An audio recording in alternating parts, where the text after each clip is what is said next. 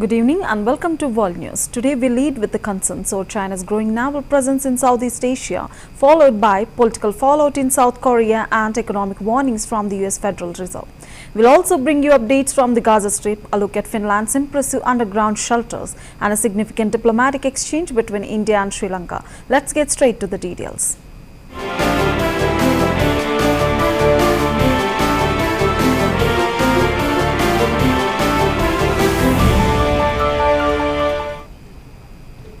We begin with Asia, where a new development in Cambodia is raising geopolitical concerns.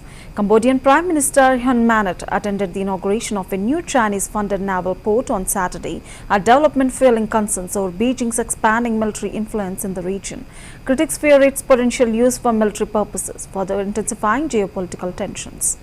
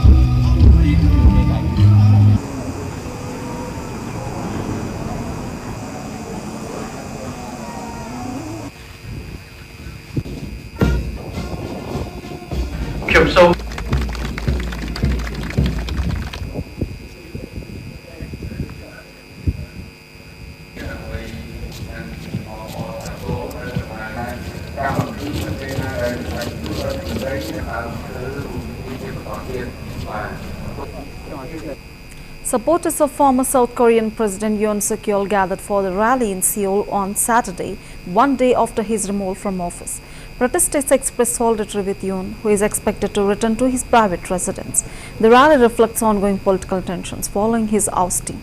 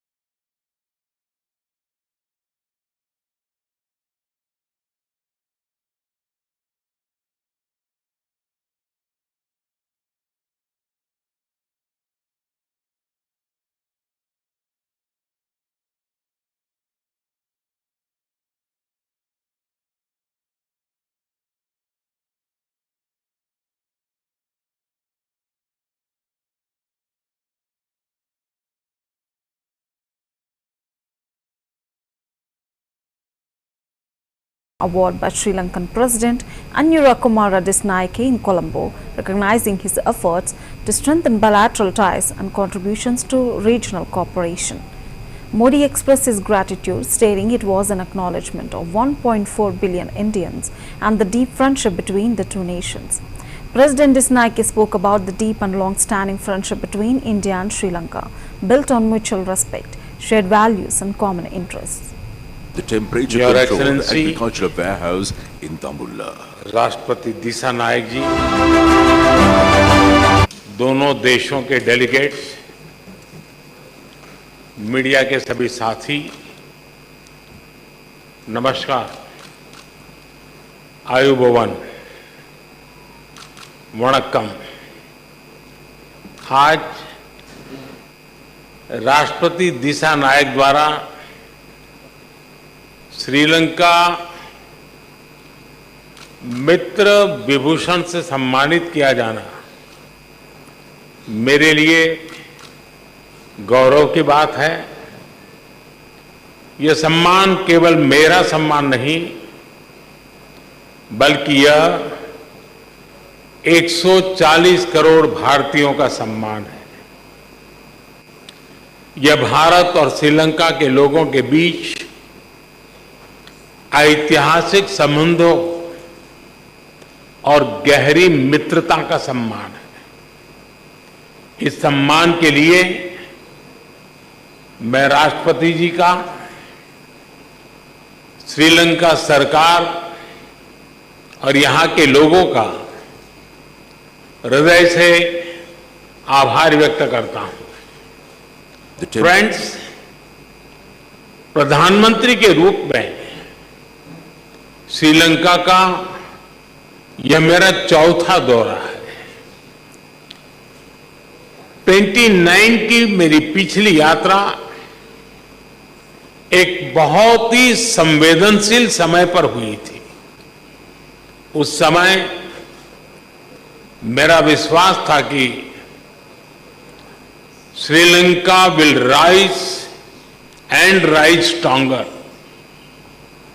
मैं श्रीलंका के लोगों के धैर्य और साहस की सराहना करता हूं और आज श्रीलंका को वापिस प्रगति के पथ पर देखकर हर्ष महसूस कर रहा हूं। भारत के लिए यह गर्व का विषय है कि हमने एक सच्चे पड़ोसी मित्र के रूप में अपने कर्तव्यों का निर्वहन किया है। चाहे 2019 का आतंकी हमला हो, कोविड महामारी हो या हाल में आया आर्थिक संकट, हर कठिन परिस्थिति में हम श्रीलंका के लोगों के साथ खड़े रहे। අපගේ රජයේ පිහිටවීමෙන් පසු ශ්‍රී ලංකාවට පැමිණෙන පළමු රාජ්‍ය නායකයා ලෙස අතිගරු ඉන්දියානු අග්‍රාමාත්‍ය ශ්‍රී නරේන්ද්‍ර මෝදි මැතිතුමා සහ සම්භාවනීය දූත පිරිස මම උණුසුම් ලෙස පිළිගන්නවා. සම්ප්‍රදායික නොවන දේශපාලන පසුබිමකින් පැමිණ සිය රට දියුණු නව ලෝකයක් කරා ගමන් කිරීමට බාධාවක් පවතින දේශපාලන සංස්කෘතිය සහ අගතීන් වෙනස් කරන බවට ජනතාව සමග ඇති කරගත් සම්මුතියකින් බලයට පැමිණි ගරු ශ්‍රී නරේන්ද්‍ර මෝදි මැතිතුමා විසින් ඉන්දියාවේ සිදු කළ දේශපාලන පරිවර්තනයට සමාන අපේක්ෂාවන්ගෙන් යුතුව And we have similar aspirations as a government, and we appreciate all these events, and I consider it as a matter of historic value. Sri Lanka and India share close links for a long time, and this reflects this friendship. ඉන්දියාව සහ ශ්‍රී ලංකාව අතර මිත්‍රත්වය The friendship between Sri Lanka and India is so close, and දේශීය වන ඉන්දියාව Sri Lanka ඉතිහාසයේ and සිටම ලෝක India සංස්කෘතිය හා in the අධ්‍යාත්මික උරුමයන් history සඳහා has had සැලකිලි many දායකත්වයක් historic ලබා දී තිබෙනවා. shared ඒ අද දවසේ historic ගෝලීය values, වේදිකාවේ and ප්‍රමුඛ today කාර්යභාරයක් it ඉටු has කරන බව become one of සිහිපත් the කරනවා. major aspects in the ඉන්දියාව global බැබලෙන ආකාරය atmosphere. නැගී We සිටින can ආකාරයක් see අපි that දැක Sri තිබෙනවා. Lanka is කලාපීය a බලවේග bright පමණක් නොව country in ලෝක the බලවේග region. ලෙස Turning our attention to the Middle East, the situation in the Gaza Strip remains volatile. In Gaza Strip, a massive cloud of smoke rises over the northern Gaza, seen from the Israeli side of the border as the army carries out operations. The military said on Friday it had launched a ground offensive in the area of Gaza City to expand the security zone established inside the Palestinian territory.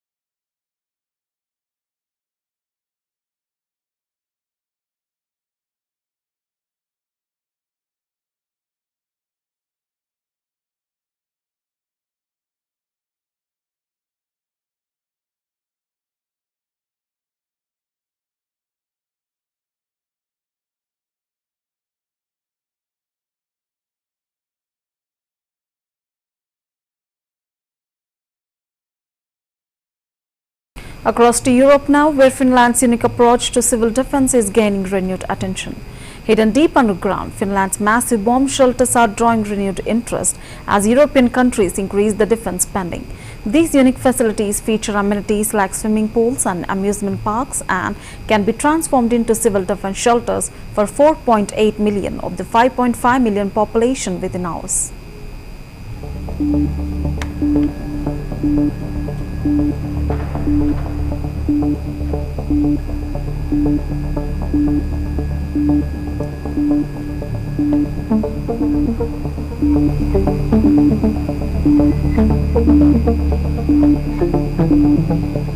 So the shelters can be like this, a sporting hall, they can be kinder playgrounds, even swimming halls. Most small civil defense shelters are warehouses, but prepared for shelter in 72 hours. That's the only thing.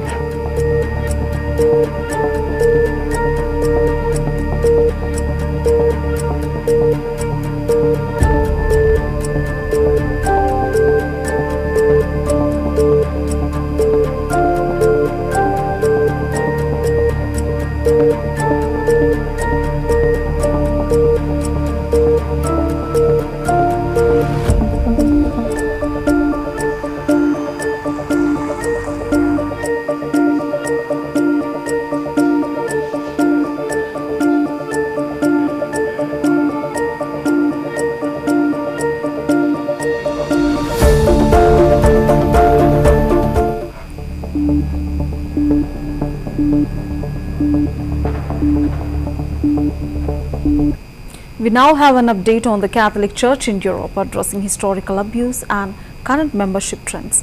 The president of the French Church Fund for Compensating Victims of Sexual Abuse of Minors reported that since its establishment 2022, the fund has recognized 1,235 cases and had paid out 765 of them, with individual sums reaching up to 60,000 euros. The Independent National Authority for Recognition and Repartition (IIR) had restarted hearing individual claims following the CR study in late 2021, which estimated 330,000 cases of abuse in the church since 1950, with two-thirds allegedly committed by clergy. The report stated that the average compensation was 36,430 euros and 132 individuals had received the maximum amount. It was mentioned that two-thirds of those who came forward were male and currently over 60 years old, with just over half reporting rape and a similar percentage, stating they were between 11 and 15 years old at the time of the abuse. Presenting the 2024 report, the INIRR's president, Mary Derain de Vacrusen, noted an increase in complaints that year following media revelations about sexual abuse by the late Abbé Pierre and at the Catholic boarding school Betarum. The INIRR's work would continue at least until the summer of 2026 for victims whose abusers are deceased or whose crimes are beyond the statute of the limitations. And while some had suggested making its work ordinary and sustainable, according to the bishops, no decision has been made yet. Official figures based on Germany's church tax indicated that the main Christian churches in Germany continued to decrease in membership the previous year.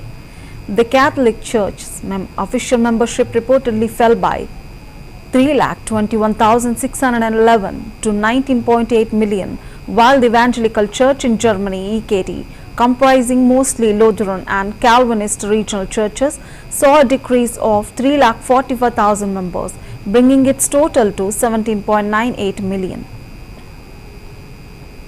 These declines were reported to be smaller than the significant drops experienced in the post-pandemic years of 2022 for Catholics, 5,20,000, and 2023 for Protestants, 5,93,000. Bishop George Batzing of Limburg, the president of the Catholic Bishops' Conference, commented that while the good news has not diminished, it needed to be conveyed to people in a different and credible manner, suggesting the necessity of new approaches, courageous actions, and a firm commitment to facing reality.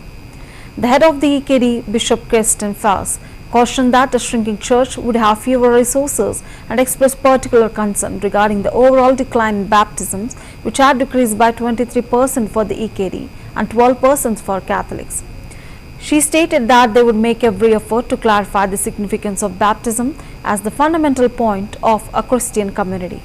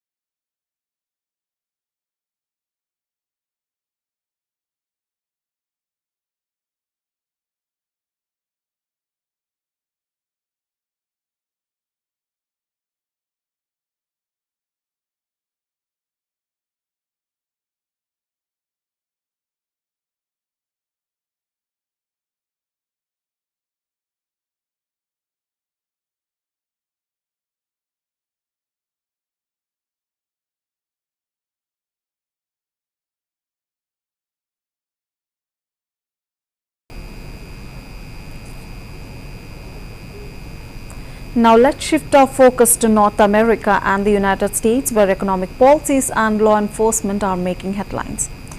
In United States, Federal Reserve Chair Jerome Powell warned on Friday that the Trump administration's new tariffs could drive higher inflation and slower economic growth. He emphasized that the Fed's focus on managing these price increases.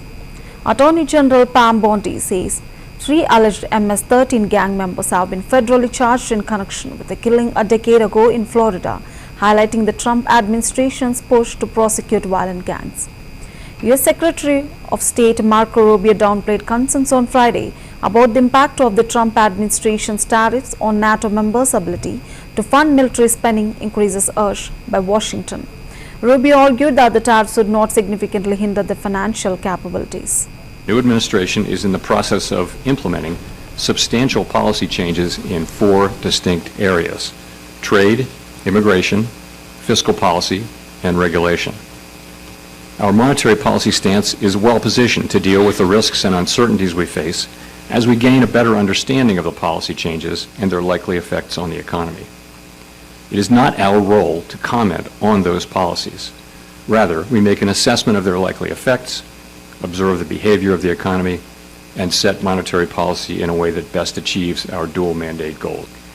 We have stressed that it will be very difficult to assess the likely economic effects of higher tariffs until there is greater certainty about the details, such as what will be tariffed, at what level, and for what duration, and the extent of any retaliation from our trading partners. While uncertainty remains elevated, it is now becoming clear that tariff increases will be significantly larger than expected. And the same is likely to be true of the economic effects, which will include higher inflation and slower growth. The size and duration of these effects remains uncertain. While tariffs are highly likely to generate at least a temporary rise in inflation, it's also possible that the effects could be more persistent.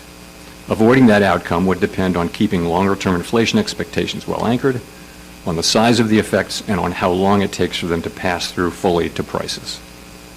Our obligation is to keep longer-term inflation expectations well anchored and to make certain that a one-time increase in the price level does not become an ongoing inflation problem. We'll continue to carefully monitor the incoming data, the evolving outlook, and the balance of risks. We're well positioned to wait for greater clarity before considering any adjustments to our policy stance. It is too soon to say what will be the appropriate path for monetary policy.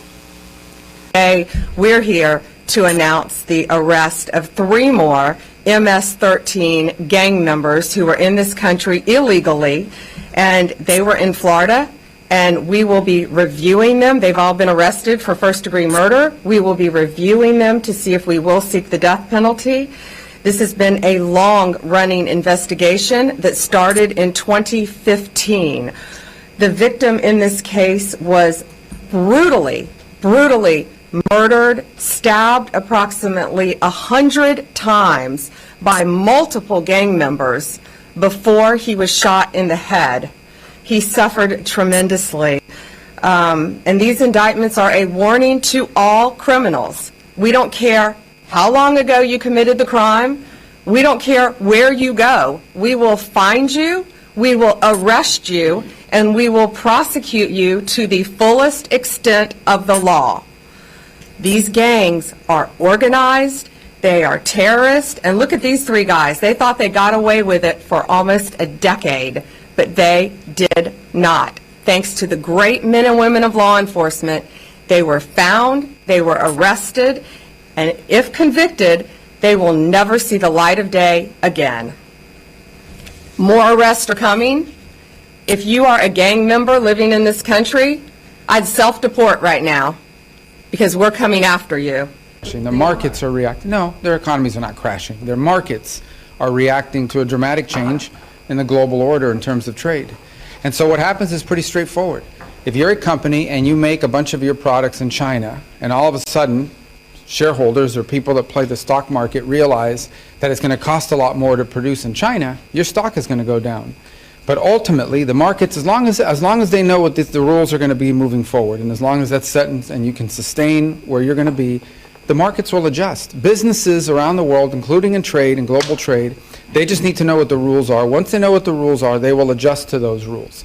So I don't think it's fair to say economies are crashing. Markets are crashing because markets are based on the stock value of companies who today are embedded in modes of production that are bad for the United States. We have to be a country that thinks we're the largest consumer market in the world, and yet the only thing we export is services.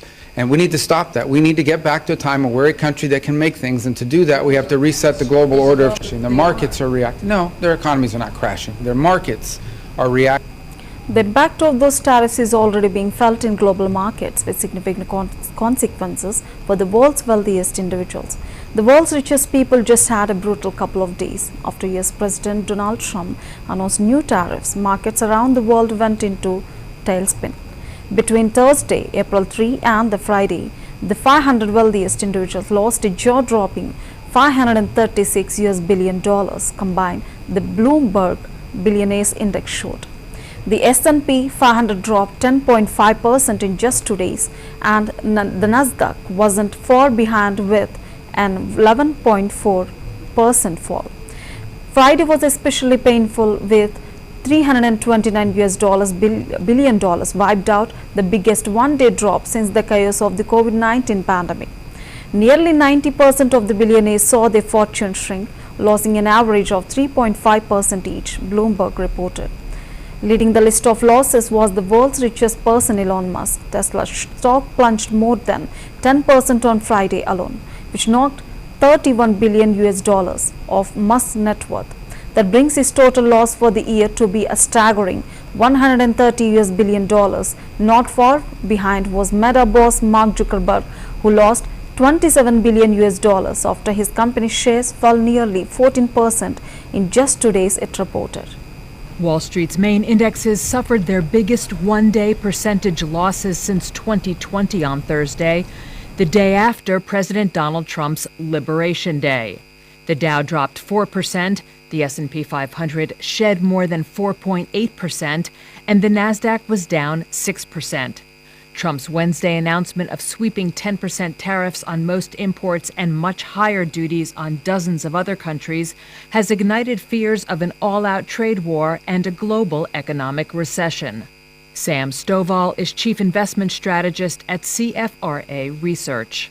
Well, the market is down today because the tariff announcement ended up being more extreme than most investors had anticipated. And because of it being extreme, investors are now worried about what the reciprocal tariffs will end up being with the retaliatory tariffs by our trading partners, how long these tariffs will be in effect, because the longer they are, the deeper this market is likely to decline, because the longer that they are in effect, the weaker our economic growth and corporate profit growth will likely be. So investors are attempting to get ahead of the fundamental fallout from the taxes by selling now. China vowed tariff retaliation, as did the European Union, which faces a 20% duty. South Korea, Mexico, India, and several other trading partners said they would hold off for now as they seek concessions before the targeted tariffs take effect on April 9th. Trump's tariffs sparked a global stock sell-off, with tech hit the hardest. Apple sank more than 9%, reeling from an aggregate 54% tariff on China, the base for much of the iPhone maker's manufacturing.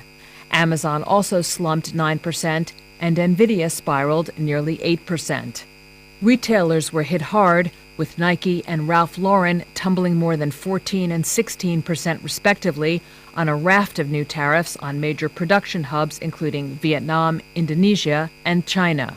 And bank stocks tumbled to multi-month lows, with Citigroup leading the pack, down over 12%. The consumer staples sector was one of the few bright spots as investors sought out the traditionally defensive area.